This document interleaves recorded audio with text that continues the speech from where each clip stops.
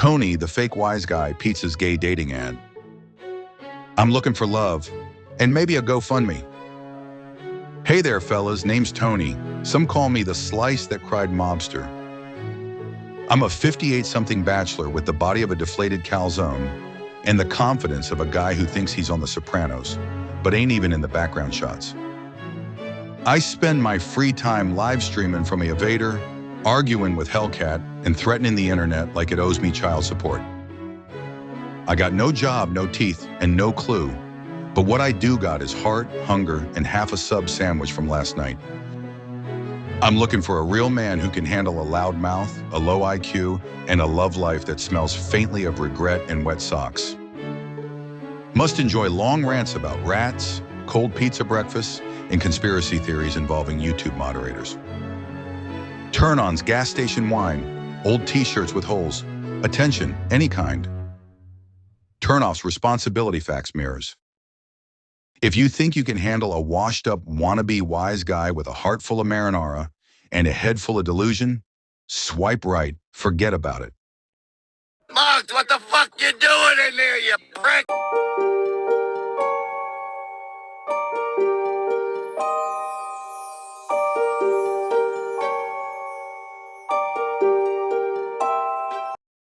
Haunted America, The Ghosts That Never Left, Part 5. A Bambi Palermo and Pizza vs. Studios original historical documentary. The things we try to bury. Every piece of land in America's got a story. Some end happy, most don't. We built fast, towns, railroads, fortunes, and when we ran out of room for the past, we buried it.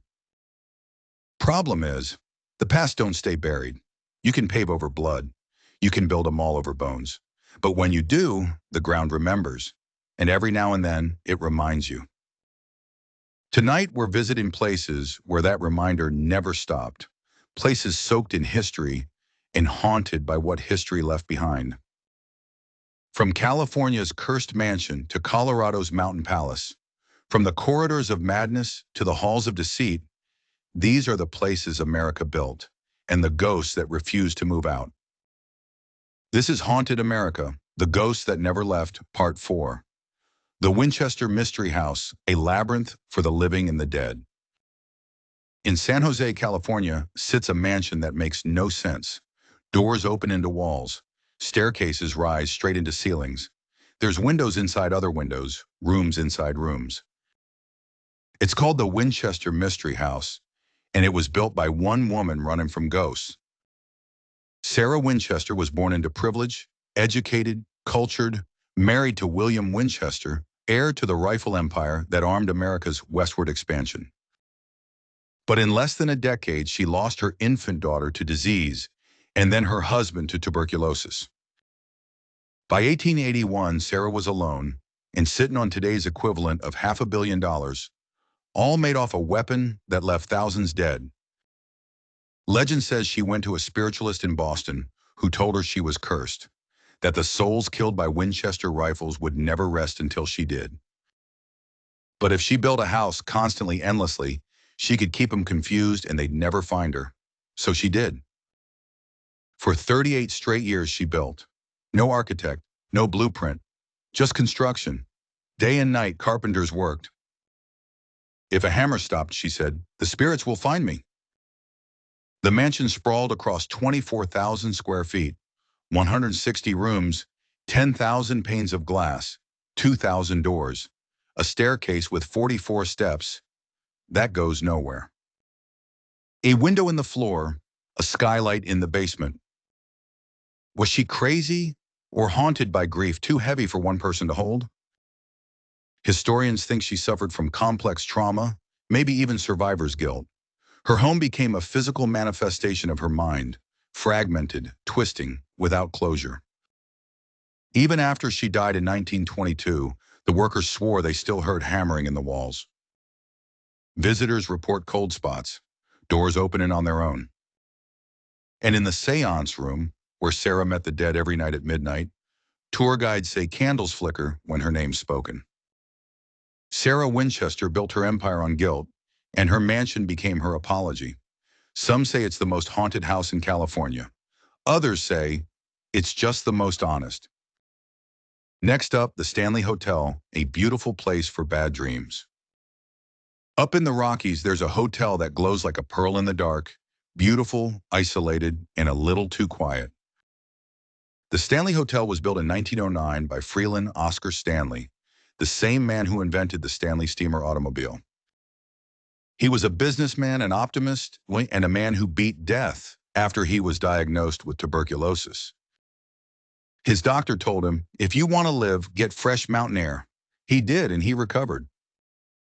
So he built this hotel as a monument to that miracle, a palace for the wealthy, the sick, and the curious.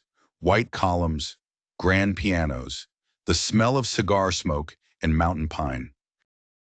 But paradise can turn lonely real quick. When winter came, the tourists left and the silence moved in. Decades later, one guest would change everything. 1974, Stephen King and his wife arrived just before the hotel closed for the season. They were the only guests. That night, he dreamt of his son running down the halls, screaming as a fire hose came to life and chased him. He woke up shaken, lit a cigarette, and by sunrise, he had the story that would become The Shining. But King didn't invent the haunting. He just tuned into it. Guests report children's laughter in empty corridors. Music playing in the ballroom when no one's inside. Mrs. Flora Stanley, long gone, still sitting at her piano, practicing for a party that ended 100 years ago.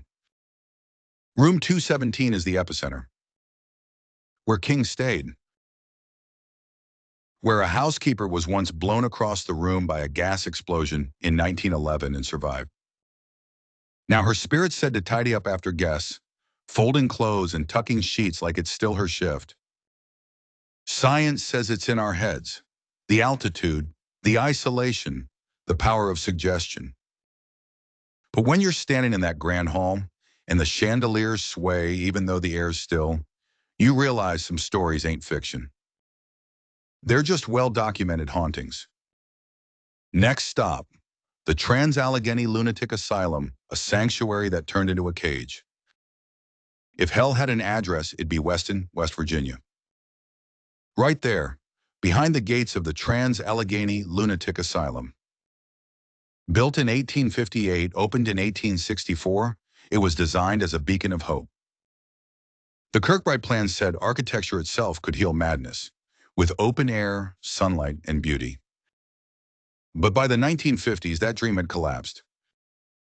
The asylum was built for 250 patients. It held nearly 2,400. Doctors were exhausted, untrained, and desperate. They turned to what they called treatments, ice baths, electroshock therapy, insulin comas, and lobotomies, the miracle cure that turned human beings into husks. Patients who screamed too loud were locked in solitary for days. Some died of starvation, some took their own lives, and some just disappeared. When it finally shut down in 1994, the walls didn't go quiet. Paranormal investigators hear voices, pleading, whispering, sometimes laughing. Room 323 is said to belong to Ruth, a patient strangled by her roommate. She still whispers to staff, soft, polite, always saying, "Please." You walk those halls long enough, and you start feeling heavy, like the air itself is trying to cry. Psychologists say it's empathic resonance, the human mind picking up on environmental trauma. But maybe some buildings are alive in ways we don't want to admit. The Trans-Allegheny Asylum was built to cure insanity. It ended up teaching us what happens when compassion runs out. Next stop, the St. Augustine Lighthouse, the light that never dies. Florida's St. Augustine is America's oldest city and one of its most haunted. Its lighthouse, built in 1874, was a beacon of hope, guiding ships through storms, saving lives on the open sea. But every light casts a shadow. During construction, tragedy struck. 3 young sisters, Mary, Eliza, and Carrie Pitty, were playing in a cart used to carry supplies. It broke loose, rolled into the water, and sank. 2 drowned before help arrived. Since then, Laughter's been heard in the stairwell. Children's voices echoing through the tower. Visitors say they feel tugs at their sleeves or see little shadows darting behind the railings. And then there's keeper Joseph Andreu, who fell to his death while repainting the tower in 1859. On stormy nights, the light flickers, and locals swear they see his lantern glowing near the top, moving against the wind. Investigators recorded whispers, cold spots, and a chill that follows you up all 219 steps. But the truth is, this lighthouse ain't just haunted, it's hallowed. A symbol of devotion, tragedy, and love that refuse to die. A place where the dead don't curse the living, they keep watch. Next stop, the Lizzie Borden House, the murder that shook America. 92 2nd Street, Fall River, Massachusetts, August 4th, 1892. A quiet morning in Fall River. By noon, it was the most infamous house in America. Andrew and Abby Borden found bludgeoned to death with an axe. Their daughter Lizzie discovered the bodies. Her story changed. Her alibi didn't fit, and the whispers started. She was arrested, tried for murder, and acquitted. But the people of Fall River never forgave her. The rhyme came next. Lizzie Borden took an axe, gave her mother 40 whacks. Cruel, catchy, and wrong. Abby was her stepmother. And the jury gave her 0 whacks. Still, the legend stuck tighter than the truth. Lizzie lived out her days alone in that same town, rich, ostracized, and silent. But silence don't mean peace. The Borden house still stands, a museum now. Visitors stay overnight, hoping for a glimpse, and sometimes they get more than that. Footsteps pace above the guest rooms. Soft sobs echo in the attic. Doors creak open, just enough to let the light out. One guest swore he saw a woman in a long blue dress at the end of the hall. Another heard a whisper by his ear. "Why did you do it?"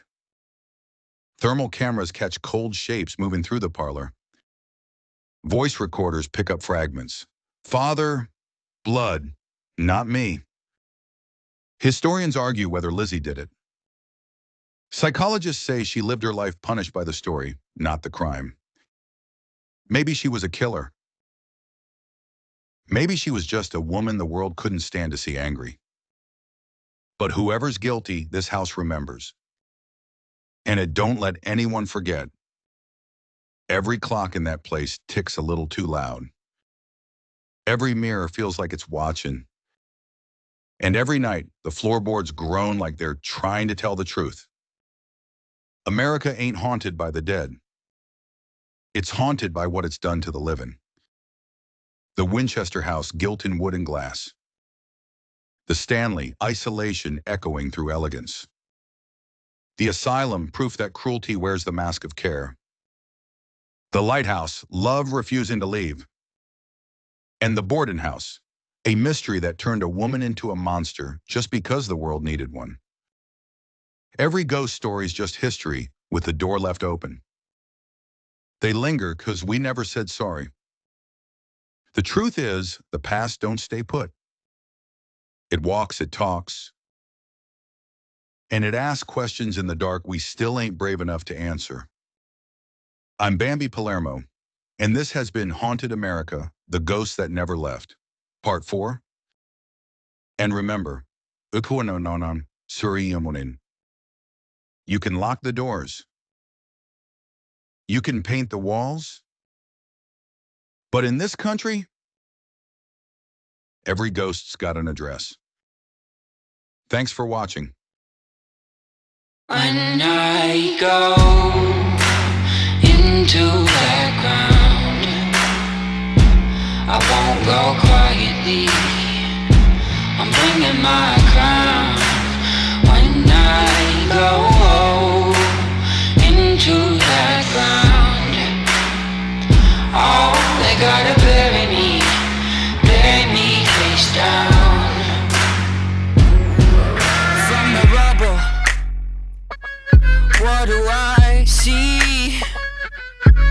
There's a whole damn army thinking that they're gonna harm me, saying that I'll never get free. Oh, I got troubles that won't let me be, but I won't get tired, set the town on fire till my troubles got trouble with me. Thinking that they've won, it's only just begun. When I go into that ground, I won't go quietly, I'm bringing my crown. And when I go into that ground, oh, they gotta bury me face down.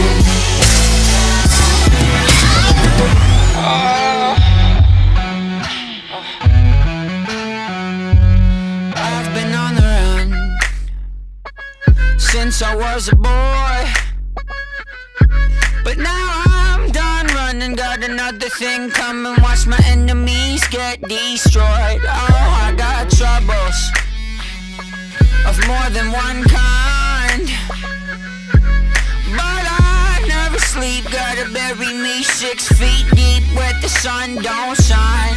Thinking that they've won, it's only just begun.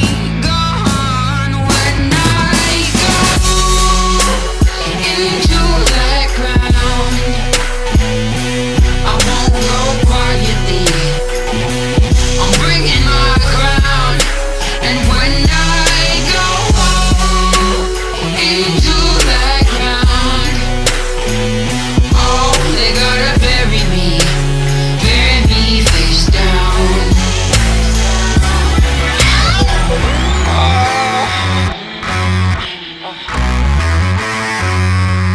I've been counted out, left for dead, wanted with a bounty on my head, but somehow, someway, I'ma keep moving along, moving along.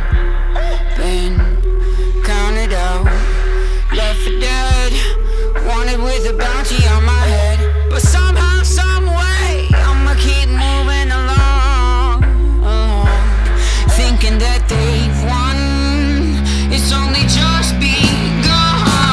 When I go into that ground, I won't go quietly, I'm bringing my crown. And when I go into that ground, oh, they gotta bury me face down. Oh, they gotta bury me face down.